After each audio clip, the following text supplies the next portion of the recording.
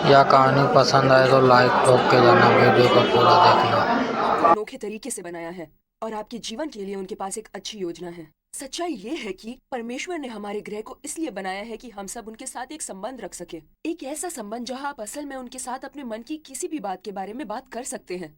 जब आपको पता चल जाए कि परमेश्वर ही आपका लक्ष्य है, क्योंकि जब आप परमेश्वर को जानते हैं तो आपके जीवन के लिए उनकी जो योजना है उसे जीना आसान हो जाता है। लेकिन एक चुनौती है, शायद आपको पता था कि ऐसा होने वाला था। ये रही डील।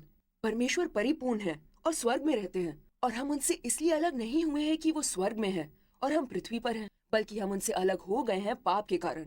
जब आप गलत काम करते हैं या गलत चुनाव करते हैं तब पाप होता है। ऐसे चुनाव जो उन चुनावों में से अलग है जो परमेश्वर आपसे करवाना चाहते हैं।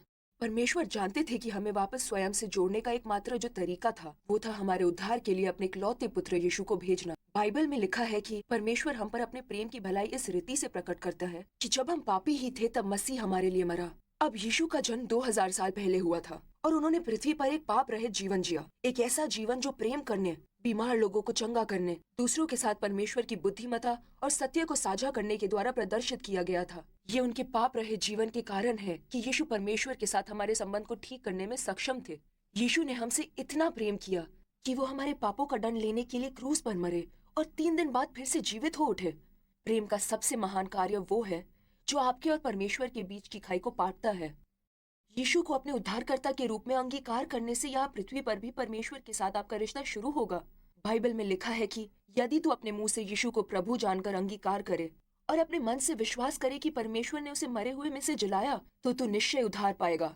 परमेश्वर के साथ रिश्ते की शुरुआत करने के लिए आपको अपने हृदय में विश्वास करने की जरूरत है और ये कहने की जरूरत है कि यीशु आपके प्रभु हैं। तो आप क्या सोच रहे हैं? ये इतना जटिल नहीं है ना? हमारे बुरे चुनावों ने हमें परमेश्वर से जुदा कर दिया है। यीशु हमें फिर से परमेश्वर से जोड़ते हैं। हमें बस अपने बुरे चुनावों से मन फिराने की जरूरत है और ये कहने की जरूरत है कि यीशु मेरे उद्धार करता है। क्या परमेश्वर से फिर से जुड़ना चाहेंगे और मांगना चाहेंगे कि यीशु इसी समय आपके मित्र बने?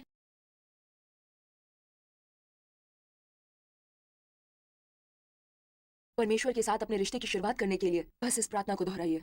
प्रिय परमेश्वर, मैं स्वीकार करता हूँ कि मैंने उन बातों को किया है जो मेरे लिए आपकी इच्छा के विरुद्ध है, और ये कि मैं आपके साथ संबंध रखना चाहता हूँ। कृपया मुझे मेरे पापों के लिए क्षमा करें। मैं अपने हृदय में विश्वास करता हूँ कि यीशु मरे और फिर से जी उठे मेरे पापों को दूर करने के लिए, और मैं यीशु मसीह को अपने प्रभु और उद्धारकर्ता के रूप में घोषित करता हूँ। कृपया मुझे अपने पवित्र आत्मा से भर दीजिए ताकि मैं आपके प्रति वफादार रह सकूं।